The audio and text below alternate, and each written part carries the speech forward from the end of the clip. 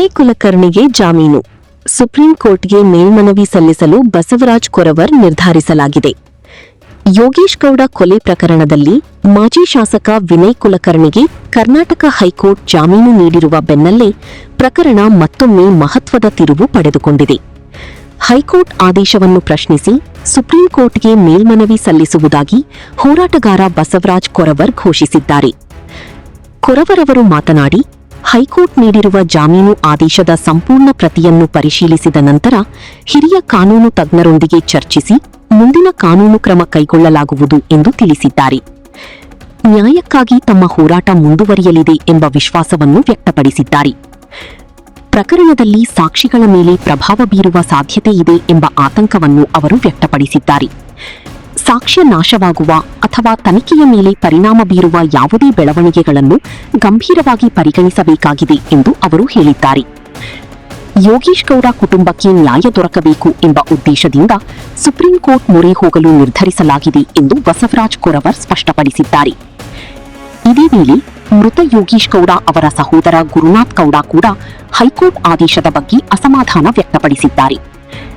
ಅವರಿಗೆ ಕಾನೂನಿದ್ದರೆ ನಮಗೂ ಕಾನೂನಿದೆ, ನ್ಯಾಯಕ್ಕಾಗಿ ನಾವು ಕೂಡ ಸುಪ್ರೀಂ ಕೋರ್ಟ್ನಲ್ಲಿ ಹೋರಾಟ ಮಾಡುತ್ತೇವೆ ಎಂದು ಅವರು ಹೇಳಿದ್ದಾರೆ.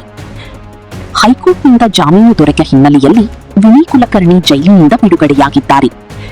ಬಿಡುಗಡೆಯಾದ ನಂತರ ಅವರಿಗೆ ಬೆಂಬಲಿಗರು ಹಾಗೂ ಅಭಿಮಾನಿಗಳು ಭರ್ಜರಿ ಸ್ವಾಗತ ಕೋರಿದ್ದು ಹಲವೆಡೆ ಸಂಭ್ರಮಾಚರಣೆ ಕೂಡ ನಡೆದಿದೆ.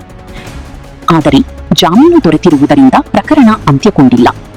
ಪ್ರಕರಣದ ವಿಚಾರಣೆ ಹಾಗೂ ಮುಂದಿನ ಕಾನೂನು ಪ್ರಕ್ರಿಯೆಗಳು ನ್ಯಾಯಾಲಯದಲ್ಲಿ ಮುಂದುವರಿಯಲಿವೆ. ಈಗ ಎಲ್ಲರ ಗಮನ ಸುಪ್ರೀಂ ಕೋರ್ಟ್ನಲ್ಲಿ ಸಲ್ಲಿಕೆಯಾಗಲಿರುವ ಮೇಲ್ಮನವಿಯತ್ತ ನೆಟ್ಟಿದೆ.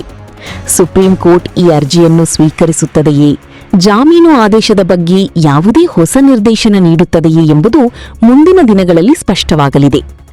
ಈ ಪ್ರಕರಣ ರಾಜ್ಯ ರಾಜಕೀಯದಲ್ಲೂ ಸಾಕಷ್ಟು ಚರ್ಚೆಗೆ ಕಾರಣವಾಗಿದೆ. ಹೀಗಾಗಿ ಮುಂದಿನ ಬೆಳವಣಿಗೆಗಳು ರಾಜಕೀಯ ಹಾಗೂ ಕಾನೂನು ವಲಯದಲ್ಲಿ ಕುತೂಹಲ ಮೂಡಿಸಿವೆ. ಯೋಗೇಶ್ ಗೌಡ ಕೊಲೆ ಪ್ರಕರಣ ಹಲವು ವರ್ಷಗಳಿಂದ ರಾಜ್ಯದ ಪ್ರಮುಖ ಅಪರಾಧ ಪ್ರಕರಣಗಳಲ್ಲಿ ಒಂದಾಗಿದೆ. ಈ ಪ್ರಕರಣದ ಪ್ರತಿಯೊಂದು ಬೆಳವಣಿಗೆಯನ್ನು ಸಾರ್ವಜನಿಕರು ಹಾಗೂ ರಾಜಕೀಯ ವಲಯ ನಿಕಟವಾಗಿ ಗಮನಿಸುತ್ತಿದ್ದಾರೆ. ಈಗ ಬಸವರಾಜ್ ಕೊರವರ್ ಮತ್ತು ಯೋಗೇಶ್ ಗೌಡ ಕುಟುಂಬ ಸುಪ್ರೀಂ ಕೋರ್ಟ್ನಲ್ಲಿ ಕಾನೂನು ಹೋರಾಟ ನಡೆಸಲು ಸಿದ್ಧತೆ ನಡೆಸಿದ್ದು ಮುಂದಿನ ತೀರ್ಪು ಪ್ರಕರಣದ ದಿಕ್ಕನ್ನೇ ಬದಲಾಯಿಸುವ ಸಾಧ್ಯತೆಯಿದೆ.